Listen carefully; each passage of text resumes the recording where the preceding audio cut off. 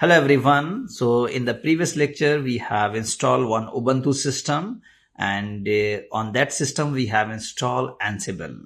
Now the next is we need to create few managed hosts which can be managed by your Ansible server. So coming back to our AWS console, and from there, I'm going to create two client machines.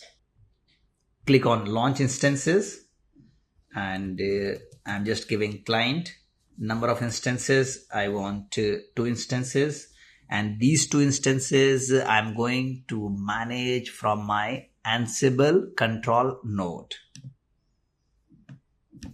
Operating system, you can choose anyone. Let me take Ubuntu only.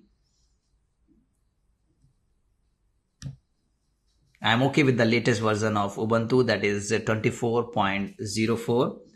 And instance type t2.micro is enough. And key pair, let me choose the existing one that we have used for our Ansible control node.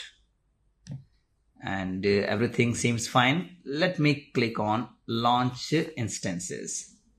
So it is going to create two Ubuntu system. So the first one, let me rename it to client 1. And the second one, let me rename it to client 2.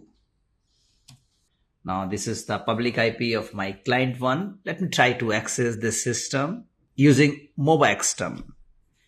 A session, click on session, SSH. This is the public IP, specify username. So the default user is Ubuntu.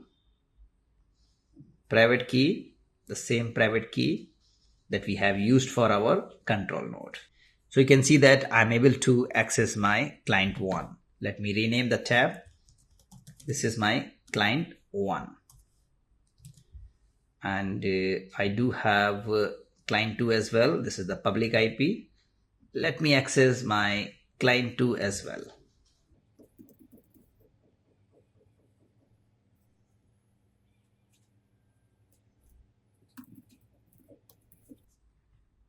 So this is my Ansible server, this is my client 1, and this is my client 2. So client 1 and client 2 is going to manage by Ansible server. But before to start the Ansible setup, we have to do some configuration on the client machine. So one thing that you have to keep in mind that our Ansible control node is going to manage our client machine via SSH. So SSH communication should be there. So how we can do that? So this is my client 1. So let me first update the system. Sudo apt update. Sudo apt update. So whenever you are going to add a client to your Ansible control node, you have to do some SSH configuration. I will show you step by step.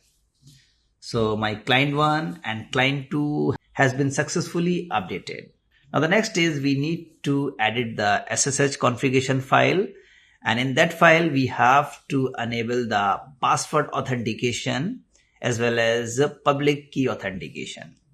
So friends, that's all for this lecture. In the next lecture I will continue from here.